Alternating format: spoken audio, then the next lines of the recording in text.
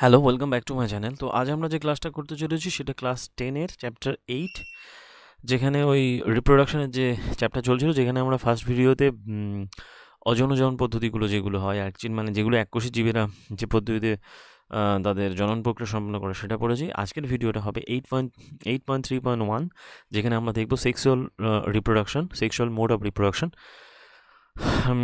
তো এটা আমাদের upcoming NTPC, group D, railway RPF constable, এছাড়া WBP SI, WB constable, WB SI, KP constable সমস্ত পরীক্ষার জন্য এনসিইআরটির এই কোর্সটা মানে খুবই গুরুত্বপূর্ণ হতে চলেছে, এবং এসএসসির বিভিন্ন পরীক্ষাগুলোর জন্য, কারণ এগুলো যেহেতু এনসিইআরটি থেকে আমরা ক্লাসটা করাচ্ছি, এনসিইআরটির সমস্ত কোশ্চেন থেকে এখন মানে চ্যাপ্টার ওয়াইজ, এই টপিক ওয়াইজ চ্যাপ্টার থেকে লাইন টু লাইন কোশ্চেন্স আসে। সুতরাং তোমরা যদি এই ভিডিওগুলো ঠিকঠাক দেখতে পারো তাহলে তোমাদের বিভিন্ন সায়েন্সের কোশ্চেন বিশেষ করে ডিল করতে কোনো সমস্যা হবে না, এটা আমি গ্যারান্টি দিতে পারছি। এবং বিগত বিভিন্ন পরীক্ষায় তোমরা দেখেছো এনসিইআরটি থেকেই কোশ্চেন এসেছে, এবং তার আমি দুটো সমস্ত এনসিইআরটির দুটো এই কোশ্চেনের উপর আমি ভিডিও বানিয়েছি, যেখানে ভিডিওগুলো এই কোশ্চেনগুলো এসেছিলো, এবং আরও ভিডিও আসবে, সেরকম কাজ চলছে। তাহলে চলো ভিডিওটা শুরু করা যাক, লেটস স্টার্ট। তো একটা কোষ থেকে যখন দুটো নতুন কোষ সৃষ্টি প্রক্রিয়ায় ডিএনএর প্রতিলিপিকরণ ঘটে, এবং এর পাশাপাশি যন্ত্রপাতির ও দ্বিত্বকরণ ঘটে, মানে তার ডুপ্লিকেশন ঘটে। তো আমরা লক্ষ্য করেছি যখন ডিএনএ প্রতিলিপিকরণ পদ্ধতিটা একেবারে নিখুঁত তা আমরা বলতে পারি না, ঠিক আছে। ফলস্বরূপ এটা কি দেখা যায়, বিভিন্ন ত্রুটি দেখা যায়, যার জন্য কি হয়, ভেরিয়েশন আসে, ভ্যারিয়েশন যাকে বলা হয় প্রকরণ, যাকে বলা হয় ভ্যারিয়েশন আসে, যাকে বলা হয় প্রকরণ। তার মানে যে ডিএনএর এই যে ডুপ্লিকেশন প্রসেসটা যে একদম পারফেক্ট সেটা হয় না। তো এই যে প্রকরণগুলো উৎপন্ন হলো, এটা একটা একক জীবকে সুরক্ষা প্রদান করতে পারে না, কিন্তু কোনো একটা জীবগোষ্ঠীর প্রজাতির অস্তিত্ব বজায় রাখা সুনিশ্চিত করার জন্য প্রকরণগুলো উপযোগী হয়। কারণ যে এটা একক জীবকে সুরক্ষা প্রদান করতে না পারলেও কোনো একটা জীবগোষ্ঠীতে যে একটা অস্তিত্ব বজায় রাখাটা সুনিশ্চিত করতে পারে। সুতরাং এটা ধারণা করা যায় যদি জীবসমূহ যৌনজন প্রক্রিয়া বংশবিস্তার করে, তবেই তাদের অনেক ধরনের, তবে এর আরও অনেক ধরনের প্রকরণ বা ভ্যারিয়েশন সৃষ্টি হবে, এবং নতুন নতুন ক্যারেক্টারিস্টিক্স বা জীবের সৃষ্টি হবে। যাই হোক, তো ডিএনএ যে প্রতিলিপিকরণ একেবারে যে নিখুঁত হয় না, তবে এটা আমরা মোটামুটি ধরতে পারি যে এই একটা ধীর প্রক্রিয়া, প্রকরণ সৃষ্টির জন্য এগুলো যথেষ্ট সুনির্দিষ্ট হয়ে থাকে। এবং যদি ডিএনএ প্রতিলিপিকরণ পদ্ধতিগুলো কম মাত্রায় নির্ভুল হয়ে থাকে, তবে অপত্য ডিএনএগুলোর বেশিরভাগটাই কোষীয় উপাদানগুলোর সাথে কাজ করতে অসমর্থ হয়, এবং এগুলোর মৃত্যু ঘটে। তার মানে এটাই বলতে চাইছে, যদি ডিএনএ প্রতিলিপিকরণ পদ্ধতিগুলো কম মাত্রা নির্ভুল হয়, তবে অপত্র ডিএনএগুলোর বেশিরভাগই কোষীয় উপাদানগুলোর সাথে কাজ করতে অসমর্থ হয়, এবং কোষের মৃত্যু ঘটে। সুতরাং এই যে ডিএনএ প্রতিলিপিকরণের সময় যে প্রকরণ সৃষ্টি হওয়াটা, এটা কিন্তু কোনো নেগেটিভ ব্যাপার নয়, এটা বরং আরও ভালো। সুতরাং প্রকরণ বিশিষ্ট জীব সৃষ্টির এই প্রক্রিয়া কীভাবে ত্বরান্বিত করায়, এবং সেটা ডিএনএর প্রতিলিপির সৃষ্টির মাধ্যমেই একজনও থেকে পরের জন্যতে সেটা পুঞ্জীবিত হতে থাকে, জাস্ট ট্রান্সফার হয় আর কি, এই যে ভ্যারিয়েশনগুলো। এবং একই জনগোষ্ঠী দুটো ভিন্ন জীবে পুঞ্জীবিত প্রকরণের ধরনসমূহ ভিন্ন ভিন্ন হয়, স্বাভাবিকভাবে তাই তো হবেই। এবং তার জন্য কি হয়, এই প্রকরণগুলো সবসময় জীবদেহে উপস্থিত থাকে, যেসব এই প্রকরণের সবগুলোই জীবদেহে উপস্থিত থাকে, তাই এটা সুনিশ্চিতভাবে বলা যায় যে জীবদেহে বাস্তবিক অর্থে এগুলো কোনো খারাপ প্রভাব থাকে না ভ্যারিয়েশনের জন্য। তাই দুই বা ততোধিক জীবের প্রকরণ সংমিশ্রণ হয়ে নতুন ধরনের প্রকরণ মানে তৈরি হয়। সেক্ষেত্রে যখন এটা অ্যাকচুয়ালি সম্পন্ন হয়ে থাকে কীতে, দুটো অ্যাকচুয়ালি যৌনজন পদ্ধতিতে দুটো অপোজিট মানে বিপরীত লিঙ্গের জীবের যখন মিলন ঘটে, তখন এই যে প্রকরণগুলো যখন মিটিং হয়, মানে এই প্রকরণযুক্ত ডিএনএর যখন হয় প্যাচ আপ হয়, তখন কিন্তু নতুন বৈশিষ্ট্যের বা নতুন জীবের সৃষ্টি হয়। সুতরাং এইভাবেই যখন যে যৌনজন প্রক্রিয়ার বেসিক কিন্তু এই ডিএনএ রেপ্লিকেশন, তার সাথে ডিএনএ ডুপ্লিকেশন, তার সাথে ডিএনএ ভ্যারিয়েশনে ফলে ভ্যারিয়েশন সৃষ্টি হওয়া। অর্থাৎ যেহেতু এতে দুটো ভিন্ন জীব অংশগ্রহণ করে, তাই এদের সংমিশ্রণ অভিনব হবে, স্বাভাবিক ব্যাপার। এবং যৌনজনকালে দুটো ভিন্ন জীব থেকে আগত ডিএনএ সংমিশ্রণ ঘটানোর এই ধারণ প্রক্রিয়াটাই যৌনজন পদ্ধতি অন্তর্ভুক্তি বলা হয়। তার মানে মধ্য কথা হলো, ডিএনএর এই যে দুটো জীবের ডিএনএর যে মিক্স আপ হয়, বা যাকে বলা হয় প্যাচ আপ হয়, এই ডিএনএর যে সংমিশ্রণ হয় সেটাই কিন্তু যৌনজন পদ্ধতির মধ্যে মানে সবথেকে মেইন ক্যারেক্টারিস্টিক্স। তো সুতরাং এখানে বলা যাচ্ছে যে এই ধরনের ডিএনএ সংমিশ্রণ ঘটানোর প্রক্রিয়াটা একটা গুরুতর সমস্যার সৃষ্টি করে যদি নতুন যৌন পূর্বে বিদ্যমান দুটো একক জীব থেকে প্রাপ্ত ডিএনএ প্রতিলিপিগুলো সংমিশ্রণে গঠিত হয় এবং পরবর্তী যৌনুতে যে পরিমাণ ডিএনএ ছিল তার দ্বিগুণ পরিমাণ ডিএনএ নতুন যৌনুতে থাকে। এর ফলে কি হয়, যে ডিএনএ দ্বারা কোষযন্ত্রগুলো নিয়ন্ত্রণের ক্ষেত্রে একটা বিশৃঙ্খলা সৃষ্টি হয়, যার জন্য একটা সমস্যা তৈরি হয়ে থাকে। তার মানে বলা যাচ্ছে পারে এটাই যে ডিএনএ সংমিশ্রণ ঘটানোর প্রক্রিয়াটা একটা গুরুতর সমস্যা সৃষ্টি করে যদি সেটা নতুন যৌনুর মানে প্রতিটা নতুন যৌনু পূর্বে বিদ্যমান দুটো একক জীব থেকে প্রাপ্ত ডিএনএর প্রতিলিপিগুলোর সংমিশ্রণে গঠিত হয়ে থাকে। এবং এর ফলে কী হয়, যে পরিমাণ ডিএনএ ছিল আগের যৌনুতে তার দ্বিগুণ পরিমাণ, তার ডাবল ডিএনএ নতুন যৌনুতে থাকবে। ফলে কী হবে, ডিএনএ দ্বারা কোষীয় যন্ত্রগুলো নিয়ন্ত্রণের ক্ষেত্রে একটা বিশৃঙ্খলা সৃষ্টি হবে, একটা ক্যাওস তৈরি হবে এবং সেক্ষেত্রে বিভিন্ন সমস্যা দেখা যায়। তো জীবদেহেও যত বেশি জটিলতর হয় কলার বিশেষীকরণ তত বৃদ্ধি পায়। ঠিক আছে, এবং এতে দেখা যায় কি, যে পূর্বে উল্লেখিত সমস্যাটা এমন একটা সমাধান অনেক বহুকোষী জীব যেরূপ দেখা যায় সেটা হলো এদের বিশেষিত অঙ্গসমূহে কোষগুলোর একটা বিশেষ বংশানুক্রমিক ধারা আছে এবং যেখানে অপ্রজননশীল দেহকোষগুলোর তুলনায় কেবলমাত্র অর্ধেক সংখ্যক ক্রোমোজোম এবং অর্ধেক পরিমাণ ডিএনএ বর্তমান হয়। স্বাভাবিক ব্যাপার, যেটা ওই জনন কোষ হয় সেখানে, যেগুলো জনন কোষ হয়, আর যেগুলো অপ্রজনন, এখানে বলা যায় যেখানে অপ্রজননশীল দেহকোষগুলোর তুলনায় অর্ধেক সংখ্যক ক্রোমোজোম থাকে, যেটা কোথায় থাকে, জনন কোষে। অর্থাৎ কোষ বিভাজন প্রক্রিয়া এটা অর্জিত হয়, একে বলা হয় মিওসিস পদ্ধতি। মিওসিস পদ্ধতিতে ওই জনকোষে সম্পন্ন হয় যেখানে অর্ধেক সংখ্যক ক্রোমোজোম থাকে। তাই এই আগের টার্মটা এখানে ব্যবহার করা হয়েছিল যে এই যে ডিএনএ যদি ডুপ্লিকেশন হয় তাহলে যদি ডাবল পরিমাণে ডিএনএ দিয়ে চলে যায় পরবর্তী যৌনুতে, তাহলে তো একটা বিশৃঙ্খলা ক্যাওস তৈরি হবে। তো সেইটাকেই কন্ট্রোল করার জন্য প্রকৃতি দ্বারা এমন একটা প্রক্রিয়া সম্পন্ন যাকে বলা হয় মিওসিস প্রক্রিয়া। মিওসিস প্রক্রিয়ায় কোষটা বিভাজিত হয়, জনকোষে বিভাজিত হয় এবং সে জনকোষের 2n থেকে n সংখ্যক হয়। এবং তাই যখন দুটো জীব থেকে প্রাপ্ত এই জার্ম সেল যেগুলো n সংখ্যক ক্রোমোজোম বিশিষ্ট হয়ে থাকে, n বলতে এখানে আমরা 23টা বোঝাচ্ছি যেহেতু মানে অ্যানিমাল সেলের ক্ষেত্রে, তাহলে n মানে 23টা বোঝাচ্ছি আর 2n মানে 46টা বোঝাচ্ছি। বলা হয় 23 জোড়া, তাহলে n মানে 23টা, তাহলে 23টা যখন তৈরি হয় এটা ইচ সেলে ইচ সেল +23 আবার -23 দুটো, তাহলে n প্লাস n থেকে তো হয় এখানে 2n। সেক্ষেত্রে যখন এই জার্ম সেলগুলো যৌন করে মৃত্যু হয় তখন নতুন জীব সৃষ্টি হয়, ফলে এদের নতুন জনিত ক্রোমোজোম সংখ্যা বা ডিএনএর পরিমাণ পুনর্স্থাপিত হয়, ডাবল বা এরকম কোনো মানে চেঞ্জেবল হয় না, ফলে ব্যাপারটা স্টেবল থাকে। এই যে বলছিল যে কোষীয় যন্ত্রগুলো নিয়ন্ত্রণের ক্ষেত্রে বিশৃঙ্খলা হয়, এখানে সেটা হয় না, তার জন্য দায়ীকে মিওসিস প্রক্রিয়া। যদি জাইগোটটা বৃদ্ধি পেয়ে একটা অত্যন্ত বিশেষিত কলা এবং অঙ্গ সমন্বিত পূর্ণাঙ্গ জীবে পরিণত হতে হয়, তবে এই কাজের জন্য জাইগোটটার মধ্যে যথেষ্ট পরিমাণে শক্তি সঞ্চিত থাকতে হবে। স্বাভাবিক ব্যাপার, যে কোনো জাইগোটের ক্ষেত্রেই হয়। তো অত্যন্ত সরল জীবে দেখা গেছে যে দুটো জার্ম সেল বা জনন কোষ একটা অপরটা থেকে আলাদা নয়, একই রকম হতে পারে, কিন্তু দেহ নকশা যত জটিল থেকে জটিলতর হয় জার্ম কোষগুলো তত বেশি পরিমাণে কমপ্লেক্স, তত বেশি পরিমাণে কমপ্লেক্সিটি দেখা যাবে। এদের মধ্যে একটা জনন কোষ বা জার্ম কোষ আকারে বড় হয়, আবার সঞ্চিত খাদ্য সমন্বিত হয়, এবং অপরদিকে অন্য জননকোষ তুলনামূলকভাবে ছোট এবং চলনক্ষম হয়। তো প্রথাগতভাবে চলনক্ষম জননকোষটিকে বলা হয় পুং গ্যামেট এবং যেটা সঞ্চিত খাদ্য সঞ্চয় করে তাকে বলা হয় স্ত্রী গ্যামেট। ব্যাস, এখান থেকে আমরা এই কনসেপ্টটা ক্লিয়ার করে দিলাম। তার মানে যখনই বলবে যে চলনক্ষম জননকোষ কোনটা, তখনই বলতে হবে পুং গ্যামেট, একটা বড় হয় একটা ছোট হয়। এবং পরবর্তী ক্ষেত্রে দেখবো যে কীভাবে এই দুটো গ্যামেটের চাহিদা পুং এবং স্ত্রী জনন অঙ্গের মধ্যে সৃষ্টি হয়, সেক্ষেত্রে কিছু কিছু পার্থক্যও থাকে। যাই হোক, তারপরে চলে আসছি আমরা সপুষ্পক উদ্ভিদের যৌনজন। বলা হয় যে sexual reproduction in the flower plants. তো গুপ্তবীজী উদ্ভিদে এটা একটা সপুষ্পক ফুলের লম্বচ্ছেদ দেখানো হয়েছে চিত্র, যেখানে এখানে রয়েছে এটা পুরো টোটালটা গর্ভকেশর, এগুলো পিস্টিল, এর 3টে পার্ট। প্রথমে গর্ভমুণ্ড, গর্ভদণ্ড, গর্ভাশয়। আর পুংকেশরের ক্ষেত্রে এই দুটো পার্ট, একটা পুংদণ্ড আর এটা বলা হয় পরাগধানী, আর এটা হলো পুংদণ্ড। আর এটা তো পাপড়ি, এগুলো তো জাস্ট সাইড পার্ট, এগুলো বৃত্তাংশ তলে। যাই হোক, তো মোটামুটি গুপ্তবীজী উদ্ভিদে জনন অঙ্গসমূহ ফুলে অবস্থান করে এবং ইতিমধ্যে এদের যে বিভিন্ন অংশ যেমন বৃত্তাংশ, দলাংশ, গর্ভকেশর, পুংকেশর সম্পর্কে আমরা জেনেছি যে ফুলের পুংকেশর এবং গর্ভকেশর হলো ফুলের সেই সব জনন অঙ্গ যেখানে জার্মকোষগুলো সমন্বিত হয়, মানে n সংখ্যক।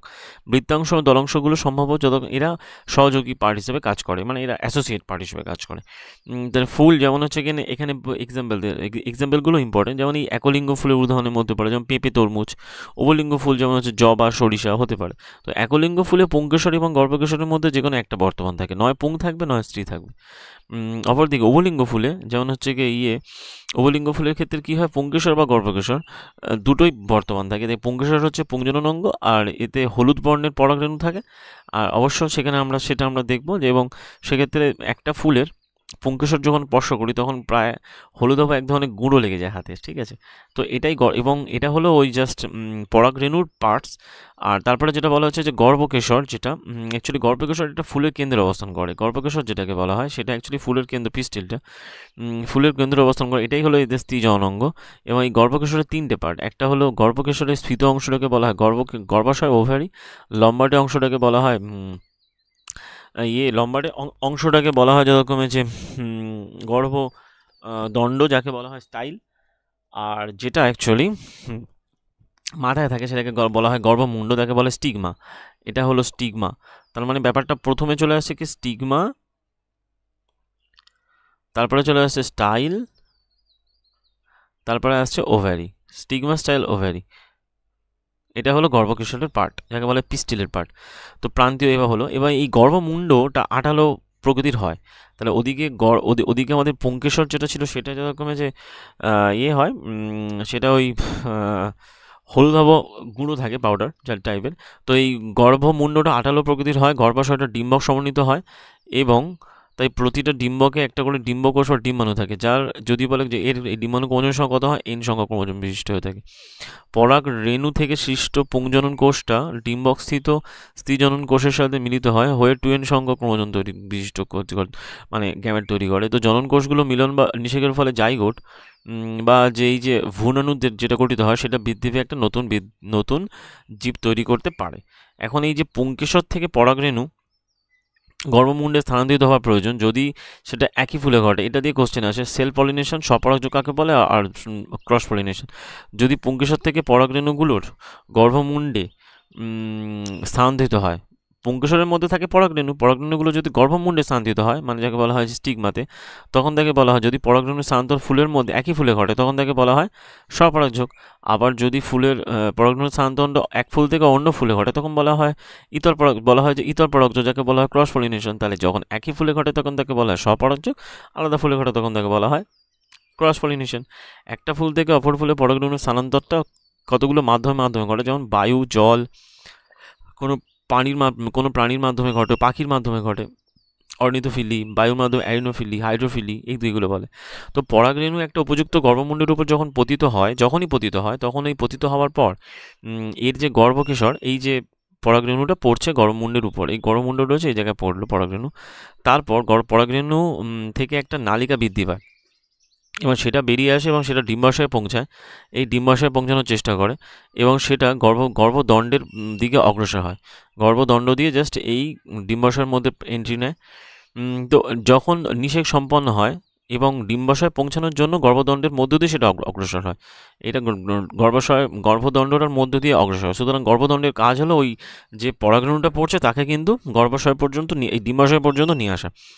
তো নিষেকের পর জাইগোট বা ভ্রূণাণু বারবার বিভাজিত হয়, ডিম্বকের ভেতরে একটা ভ্রূণ তৈরি করে। এই বারবার বিভাজিত হয়ে ডিম্বকের ভেতরে ভ্রূণ তৈরি করছে, এই ছোটো ছোটো ভ্রূণ তৈরি করছে, এবং ডিম্বককে ঘিরে একটা শক্ত আবরণী তখন গঠিত হয় এবং ডিম্বকটা ধীরে ধীরে ধীরে ধীরে বীজে পরিণত হয়। এই ন্যাচারাল ব্যাপার। এই যে বারবার মাল্টিপল টাইম ডিভিশন হচ্ছে, এর মধ্যে থাকে ডিম্বাণুর সঙ্গে যখন শুক্রাণু যখন এই মানে পরাগরেণু যখন মিট করে, তারপরে সেটা মাল্টিপল টাইম ডিভিশন হয়ে ভ্রূণ গঠন করে, সেটা শক্ত আবরণী গঠিত হয়, ধীরে ধীরে বীজে পরিণত হয়। এরপর যেটা হয়, ডিম্বাশয়টা দ্রুত বৃদ্ধি পায় এবং পরিপক্ক হয়ে ফলে পরিণত হয়, যার ডিম্বাশয় থেকে পেলাম আমরা ফল। আর ইতিমধ্যে দলাংশ, বৃত্তাংশ, গর্ভদণ্ড, গর্ভমুণ্ড এটা কুঁচকে যায় এবং এগুলো খসে পড়ে। এখন এখানে দেখা যায় উদ্ভিদের এই যে বীজ তৈরির জন্য উপযোগিতা, সেক্ষেত্রে এই যে বীজ ভবিষ্যতের জন্য ভ্রূণ বা উদ্ভিদকে ধারণ করে, যা পরিবেশে বৃদ্ধি পায় এবং নতুন চারাগাছ তৈরি করে। একে বলা হয় অঙ্কুরোদ্গম বা জার্মিনেশন। তাহলে এই যে যখন একটা বীজ, এটা অঙ্কুরোদ্গম পদ্ধতিতে, এই একটা বীজ হলো, বীজকে যদি আমরা ভাঙি তাহলে এখানে থাকে ভ্রূণমুকুল, মাথায় থাকে ভ্রূণমুকুল যেটা ভবিষ্যতের বিটপ, তলায় থাকে ভ্রূণমূল যেটাকে বলে ভবিষ্যতের মূল, আর যেটাকে খাদ্য সঞ্চয় করে থাকে বীজ উদ্ভিদে সেটা হলো এই যে বীজপত্রগুলো।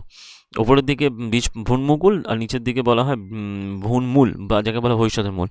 তো বলা হয় কিছু ছোলা, যেমন হচ্ছে গিয়ে বেঙ্গল গ্রাম, যখন মানে যখন আমরা ছোলা ভেজাই তখন প্রথমে সেটা শুকনো থাকে, তারপর সারা রাত রেখে দিলে দেখা যায় সেটা ফুলে উঠেছে। বীজগুলো কেটে যদি আমরা বীজত্বককে বার করি তখন এই বীজপত্র পাবো। তাহলে মোটামুটি আমরা এখান থেকে উদ্ভিদের এই যে পার্টগুলো কমপ্লিট করলাম, যেখানে আমরা কোথা থেকে দেখলাম যে ওই যে এন সংখ্যক কী করে ক্রোমোজোমের ক্রোমোজোম যদি ওই ডাবল থাকতো, যদি দেহ ক্রোমোজোম যদি ওখানে 2n সংখ্যক দেহ ক্রোমোজোম থাকতো তাহলে কী প্রবলেম হতো, আবার সেটা ভাগ হয়ে গিয়ে কী করে সেটা মিয়োসিস পদ্ধতির মাধ্যমে এন সংখ্যক ক্রোমোজোম পরিণত হচ্ছে। তারপরে এই যে যে কোনো একটা স্বপরাগ যোগ, মানে যে কোনো একটা উদ্ভিদের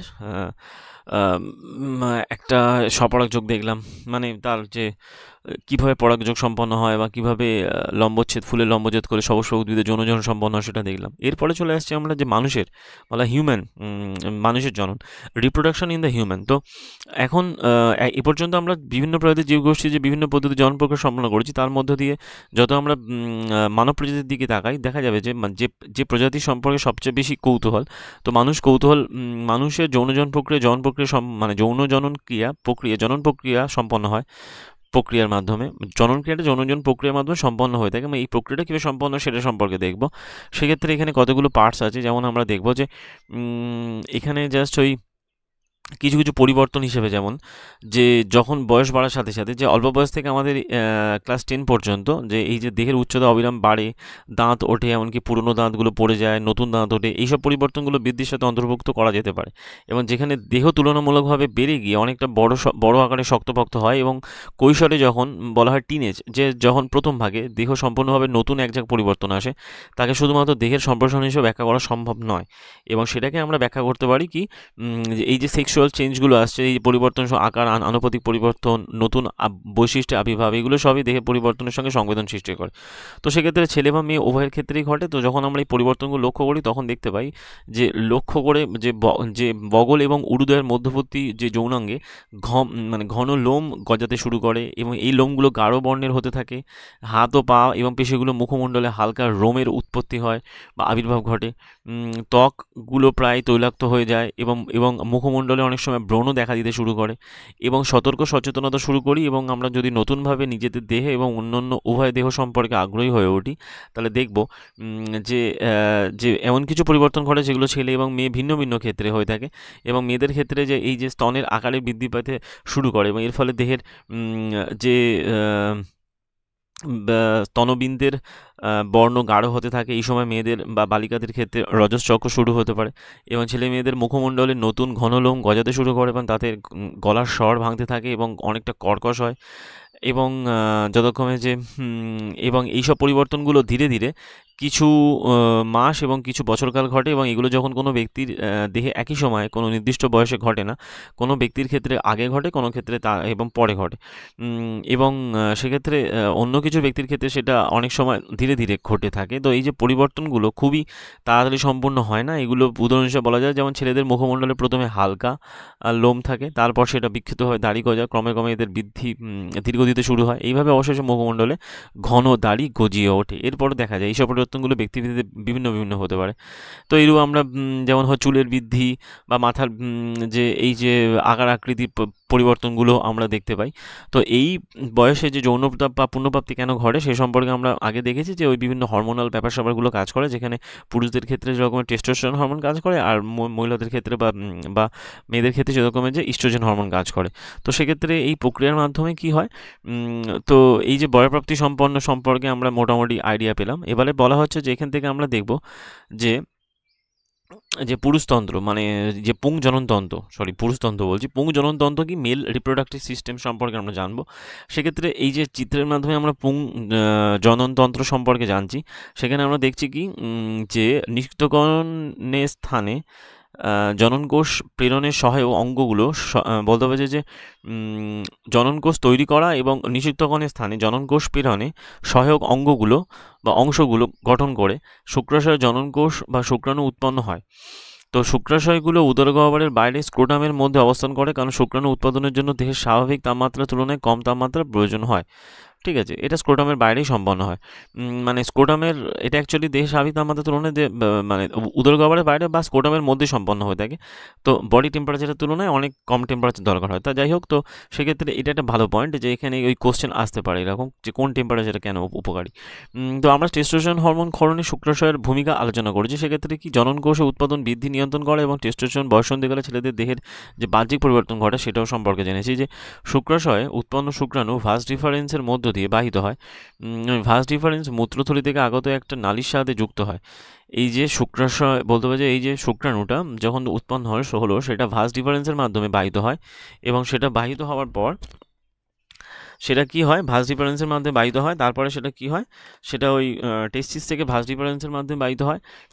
তারপর সেটা কি হয়, ওই ভাস ডিফারেন্স থেকে সেটা মূত্রথলি থেকে ভাস ডিফারেন্স মূত্রথলি থেকে আগত একটা নালীর সাথে যুক্ত হয়। এভাবে মূত্রনালীটা শুক্রাণু এবং মূত্র উভয়ের জন্য একটা কমন পথ হিসেবে কাজ করে। কোনটা? মূত্রনালী। মূত্রনালী। তার মানে আমরা এখানে কী কী দেখলাম, এখানে যে পার্টগুলো আমরা দেখছি সেক্ষেত্রে প্রথমে চলে আসছে টেস্টিস স্পার্ম উৎপন্ন হচ্ছে। তারপর সেটা চলে যাচ্ছে কোথায়? ভাস ডিফারেন্সে চলে আসছে। তারপর সেটা কোথায় চলে আসছে? ইউরেথ্রা। এই ইউরেথ্রা এমন একটা পার্ট যেটা কমন হিসেবে কাজ করে। আর তারপরে চলে আসছে পেনিস। ইউরেথ্রা মানে কি বলা হয়? মূত্রনালী। ইউরেথ্রা শুক্রাণু এবং মূত্র এই উভয়ের জন্য একটা সাধারণ পথ হিসেবে কাজ করে। এই পথে ভাস ডিফারেন্স, প্রস্টেট, সেমিনাল ভেসিকলের মতো গ্রন্থিগুলো সমূহ ক্ষরণ পথ যুক্ত হয়। আর এই পথেই তাহলে এখানে কতগুলো পথ করে? 3টে পথ। Vas deferens, prostate, seminal, vesicle, এরা সবাই ক্ষণপথগুলো এর মধ্যে যুক্ত করে স্পার্মের মধ্যে, যার ফলে শুক্রাণু একটা তরল থাকে এবং একটি তরলে থাকে এবং এই তরল শুক্রাণুর পরিবহনকে সহজতর করে এবং যদিও পুষ্টি সরবরাহ করে। এই তিনটে বাড়ি এদের পুষ্টি সরবরাহ করে এবং শুক্রাণুগুলো এত ক্ষুদ্র হয় যে এদের দেহাংশ প্রধানত জিনগত বস্তু এবং পুচ্ছ বস্তু নিয়ে গঠিত হয়। অনেকটা স্ট্রাকচারই ব্যাঙাচির মতো হয়ে থাকে। তো অনেকটা স্ট্রাকচার হয়ে থাকে এরকম যে এই জাস্ট এই পার্ট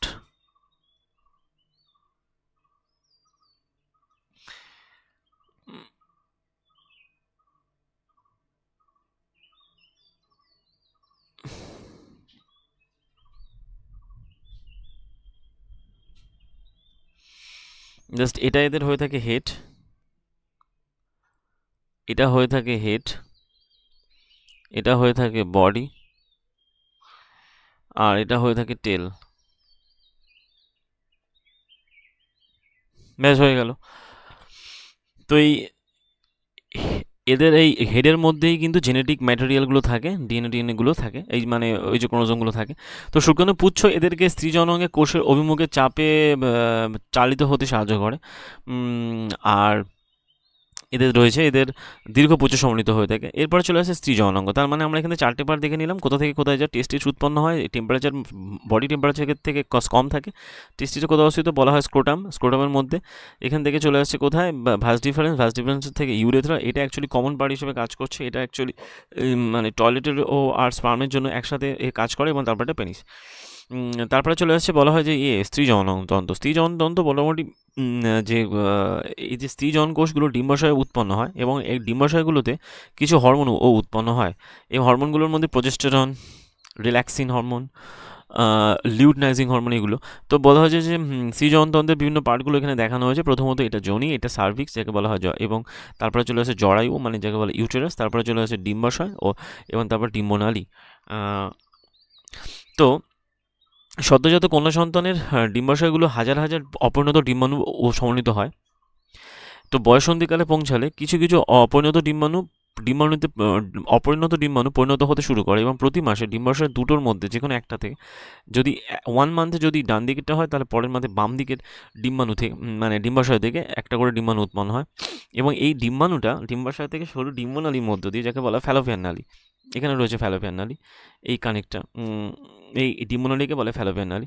তো ডিম্বনালীর মধ্য দিয়ে বা ফ্যালোপিয়ান নালীর মধ্য দিয়ে সেটা অ্যাকচুয়ালি মাতৃগর্ভে আসে এবং সেটা কি হয়, সেটা মাতৃগর্ভে চলে আসে এবং দুটো ডিম্বনালী পরস্পর যুক্ত হয়ে একটা স্থিতিস্থাপক স্থলী সদৃশ গঠন পরিণত হয়, একে বলা হয় জরায়ু। তাহলে ডিম্বনালী বা ফ্যালোপিয়ান নালী থেকেই আসছে জরায়ু। জাস্ট এই যে পার্টটা আমরা দেখছি যে এই যে দুটো ডিমোনারি একসাথে কানেক্টেড হচ্ছে, হওয়ার পর এরা গঠন করে জরায়ু, যাকে বলা হয় ইউটেরাস, এবং একে বলা হয় সার্ভিক্স, বা বলা হয় তারপরে চলে আসছে সার্ভিক্স। এবং এই ইউটেরাস মোটামুটি এই জরায়ুটা সার্ভিক্সের মধ্য দিয়ে যোনিতে উন্মুক্ত হয়ে থাকে। তো যৌন মিলনকালে শুক্রাণুগুলো যোনিপথের মধ্য দিয়ে প্রবেশ করে, এরা ঊর্ধ্বমুখে বাহিত হয় এবং ডিম্বনলী পর্যন্ত পৌঁছায়, যাকে বলে ফ্যালোপিয়ান টিউব পর্যন্ত। এবং এরা ডিম্বাণুর সান্নিধ্যে আসতে পারে।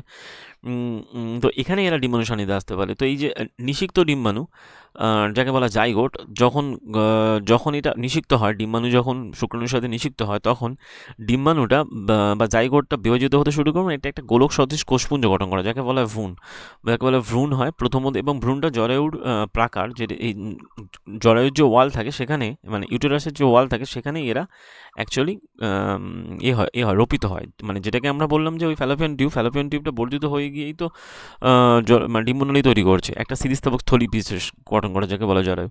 তো ওখানে এরা অ্যাকচুয়ালি রোপিত হয় এবং এই স্থানে প্ল্যান্টেড হয়ে থাকে। এবং এই স্থানে ভ্রূণস্থ কোষগুলো অবিরাম বৃদ্ধি পায় এবং অঙ্গসমূহ গঠন করে এবং একটা শিশু ভ্রূণে পরিণত হয়। তো পূর্বের অনুচ্ছেদগুলোতে আমরা দেখেছি মাতৃদেহে যতক্ষণ এমনভাবে গঠিত হয় যেটা শিশুর বিকাশের জন্য উপযোগী, এবং জরায়ুটা প্রতি মাসে বর্ধনশীল ভ্রূণকে গ্রহণ এবং প্রতিপালনের জন্য নিজেকে প্রস্তুত করে। প্রত্যেক মাসে জরায়ুটা মানে ইউটেরাসটা অ্যাকচুয়ালি প্রত্যেক মাসে তার নিজেরকে ওই সেরকমভাবে প্রিপেয়ার করে। বাট বর্ধনশীল ভ্রূণের পরিবেশনের জন্য জরায়ুর প্রাকারটা পুরু এবং রক্তবর সমৃদ্ধ হয়, এবং ভ্রূণে একটা বিশেষ কলার সাহায্যে মাতার রক্ত থেকে পুষ্টি সংগ্রহ করে, সেটাকে বলা হয় যে প্লাজেন্টা। এই প্লাজেন্টা সব থেকে ইম্পর্টেন্ট একটা পার্ট। প্লাজেন্টার মাধ্যমে কিন্তু যে কোনো ভ্রূণ মাতার দেহ থেকে রক্ত শোষণ করে, তার পুষ্টি শোষণ করে। একটা চাকতির মতো গঠন, যেটা জরায়ুর প্রাকারে প্ল্যান্টেড হয়ে থাকে। এবং এই যে প্লাজেন্টাটা ভ্রূণের দিকের অংশে কলা ভিল্লি সমন্বিত হয়ে থাকে, এবং মাথার দিকের অংশের যে কলাটা সেটা রক্তপূর্ণ হয়। এখানে একটা গুরুত্বপূর্ণ পয়েন্ট। তাহলে যে প্লাজেন্টার যে দিকের যে কলাটা থাকে সেটা ভিল্লি সমন্বিত হয়, আর যেটা মায়ের দিকে থাকে সেটা অ্যাকচুয়ালি রক্তপূর্ণ থাকে, যেখানে ভিল্লিগুলোকে ঘিরে অবস্থান করে। এবং এই মাথার দেহ থেকে ভ্রূণে গ্লুকোজ, অক্সিজেন কন্টিনিউয়াসলি পরিবহনের জন্য একটা প্রশস্ত পৃষ্ঠতল গঠিত হয়। এবং বর্ধনশীল ভ্রূণে উৎপন্ন বর্জ্য পদার্থগুলো অমরার মধ্য দিয়ে মাতার রক্তে স্থানান্তরণের মাধ্যমে অপসারিত হতে পারে। সেক্ষেত্রে মাতৃগর্ভে শিশুর বিকাশ প্রায় 9 মাস ধরে চলে, এবং জরায়ুস্থিত পেশির ছন্দবদ্ধ সংকোচনের ফলে শিশুটার জন্ম হয়। তার মানে এই পদ্ধতির মাধ্যমে যথাক্রমে যে কোনো মানুষের যথাক্রমে যে এই যৌন প্রক্রিয়ার মাধ্যমে সম্পন্ন হয়, সেক্ষেত্রে আমরা স্ট্রাকচারটাও দেখলাম। এবার যদি ডিম্বাণু নিষিক্ত না হয় তখন কি ঘটবে সে সম্পর্কে আমরা দেখব। What happens when the eggs is not fertilised. তো যদি ডিম্বাণুটা নিষিক্ত না হয় তাহলে সেটা প্রায় 1 দিন পর্যন্ত বেঁচে থাকতে পারে। যেহেতু ডিম্বাশয় থেকে প্রতিদিন মানে প্রতি মাসে এরকম একটা করে ডিম্বাণু নির্গত হয়, তাই ডিম্বাণু নিষিক্ত হবে ধরে নিয়ে জরায়ু একে গ্রহণ করার জন্য প্রতি মাসে নিজেকে প্রস্তুত করে। কিন্তু এই কারণে জরায়ুর প্রাকারটা পুরু হয় এবং রক্তবাহপূর্ণ হয় এবং স্পঞ্জের মতো নরম তুলতুলে হয়। যদি ডিম্বাণুটা নিষিক্তকরণ ঘটে তবে ভ্রূণের পরিবেশনের জন্য এর প্রয়োজন হয়ে পড়ে সেটা, এবং যদি পরবর্তী সময়ে প্রাকারটা আর প্রয়োজন হয় না, তাই জরায়ুটা প্রাকার ধীরে ধীরে ভেঙে যায় এবং রক্ত ও মিউকাস সমন্বিত হয়ে সেটা যোনিপথ দিয়ে দেহের বাইরে বেরিয়ে আসে। তো চক্রটা মোটামুটি প্রতি মাসে ঘটে এবং একে বলা হয় রজস চক্র, এবং রজস চক্রে রক্ত ও মিউকাস সমন্বিত 2 থেকে 8 দিন পর্যন্ত স্থায়ী হতে পারে এই রক্ত এবং এই যে মিউকাসের ঘন প্রক্রিয়াটা। যাই হোক, তো জননগত স্বাস্থ্য যাকে বলা কাকে মানে সম্পর্কে আমরা জানবো। এবার চলে আসে বলা হয় রিপ্রোডাক্টিভ হেলথ। তো যৌন পূর্ণতা প্রাপ্তি ধাপে ধাপে সংগঠিত একটা প্রক্রিয়া, এবং এই প্রক্রিয়াটা ঘটার সময় দেহের সাধারণত বৃদ্ধি ঘটে, মানে সাধারণ বৃদ্ধিও ঘটে চলে। কিন্তু কিছু মাত্রায় যৌন পূর্ণতা প্রাপ্তি ঘটা বলতে অবশ্যই এটা বোঝায় না যে মন বা যৌনক্রিয়া অথবা সন্তান উৎপাদন বা প্রতিপালনের জন্য প্রস্তুত হয়েছে, এরকম ব্যাপার। তো সেক্ষেত্রে ব্যাপারটা কি, যে আমরা এই সব সমস্যাগুলোর মধ্যে দিয়ে মানসিক চাপের সম্মুখীন হই। তাই আমরা চাই না যে প্রকৃতপক্ষে এই সংক্রান্ত বহু কাজে অংশগ্রহণের জন্য আমাদের বন্ধুদের কাছ থেকে চাপ আসতে পারে। তো পরিবার থেকে বিবাহ সন্তানের জন্য চাপ সৃষ্টি হতে পারে। সেক্ষেত্রে এই যে টোটাল প্রক্রিয়াটা যাতে সমস্যা না হয় তার জন্য এখানে কয়েকটা জিনিস দেখতে হবে। সেটা কি, যৌন প্রক্রিয়ার ফলে স্বাস্থ্যের উপর সম্ভাব্য যে প্রভাবগুলো ফলে সেগুলো আমাদের অবশ্য বিবেচনা রাখতে হবে। এবং এতে কি হয় যেহেতু যৌনক্রিয়া দুটো দেহের অন্তরঙ্গ সংযোগ হয়, সেক্ষেত্রে বিভিন্ন রোগ এই যৌন সংসর্গের মাধ্যমে ছড়াতে পারে। তার মধ্যে HIV রেটস এবং জরুল বা ওয়ার্ডস রোগ রয়েছে। এছাড়া এগুলো এর মতো ভাইরাস ঘটিত রোগ, সিফিলিস এবং গনোরিয়ার মতো ব্যাকটেরিয়া ঘটিত রোগ। এখন কোশ্চেন আসতে পারে সিফিলিস এর মধ্যে কোনটা ভাইরাস ঘটিত রোগ, কোনটা ব্যাকটেরিয়া। তো সিফিলিস গনোরিয়া হলো ব্যাকটেরিয়া সংক্রমণ রোগ। আর জরুল বা ওয়ার্ডস এবং এইচআইভি এগুলো তো ডাইরেক্ট কোশ্চেন এসছে যখন ইয়েতে এলপিতেও এসছে, আবার টেকনিশিয়ানও এসছে, এসআইতে এসছে, জেইতে এসছে। সুতরাং এগুলো থেকেও কোশ্চেন আসছে। সুতরাং বলা হয়েছে যে যৌনক্রিয়ার সময় তাহলে এই চারটের মধ্যে দুটো করে ভাগ করে নিলাম, ভাইরাস আর ব্যাকটেরিয়া। এবং যৌনক্রিয়ার এই যৌন সংক্রমণ রোগগুলো সংক্রমণ প্রতিরোধ করা সম্ভব কিনা সে সম্পর্কে আমরা দেখব যে যৌনক্রিয়ার সময় পেনিস বা শিশ্ন কন্ডোম এক ধরনের আচ্ছাদনের ব্যবহার মাধ্যমে এই জনের সংক্রমণকে ছড়িয়ে পড়ার হাত থেকে রক্ষা করা যায়। এবং যৌন ক্রিয়ার ফলে গর্ভসঞ্চারের সম্ভাবনা থাকে। সেক্ষেত্রে স্ত্রীদের গর্ভসঞ্চার দেহ মনে এবং এক ধরনের বিশেষ চাহিদা সৃষ্টি করে। সেই জন্য প্রস্তুত অনেক সময় নাও থাকতে পারে। সেক্ষেত্রে স্বাস্থ্যের উপর বিরূপ প্রতিক্রিয়া দেখা যায়। এবং তাই গর্ভসঞ্চয় এড়াতে বিভিন্ন উপায় বার করা হয়েছে, যেমন গর্ভনিরোধক বিভিন্ন পদ্ধতিগুলো এখানে বিভিন্ন পদ্ধতিগুলো ব্যবহার করা হয়। এক শ্রেণী গর্ভনিরোধক যান্ত্রিক প্রতিবন্ধক হিসেবে শুক্রাণুকে ডিম্বাণুর কাছে পৌঁছাতে বাধাদান করা হয়। সেক্ষেত্রে পেনিস বা শিশ্ন আচ্ছাদন কন্ডোম বা জনিপথের মাধ্যমে এক ধরনের আচ্ছাদন যান্ত্রিক গর্ভনিরোধক হিসেবে কাজ করে থাকে। আবার গর্ভনিরোধক অপর একটা শ্রেণীগুলোর মধ্যে পড়ছে, সেটা কি বলা হয় যে হরমোনের মাধ্যমে হরমোনের ভারসাম্য ব্যালেন্স ঘটিয়ে ভারসাম্য পরিবর্তন ঘটিয়ে এর ফলে ডিম্বাণুর যে নিঃসরণ ঘটে না এবং নিষেক্রিয়া সম্পন্ন হয় না। সেক্ষেত্রে ড্রাগগুলো সচরাচর মৌখিক বড়ি, যাকে বলা ওরাল পিল হিসেবে ব্যবহার করা হয়। যেহেতু ড্রাগগুলো আমাদের হরমোনের ভারসাম্য পরিবর্তন ঘটে, তাই এদের পার্শ্ব প্রতিক্রিয়াও দেখা দিতে পারে। এবং এছাড়া লুপ অথবা কপারটির মাধ্যমে গর্ভনিরোধক প্রক্রিয়া, যাকে বলে কন্ট্রাসেপটিভ ডিভাইস জরায়ুতে স্থাপন করে, এই কন্ট্রাসেপটিভ ডিভাইস জরায়ুতে স্থাপন করে গর্ভসঞ্চারকে প্রতিরোধ করা যায়। সেক্ষেত্রে জরায়ুতে প্রদাহ সৃষ্টি হওয়ার সম্ভাবনা দেখা দিতে পারে।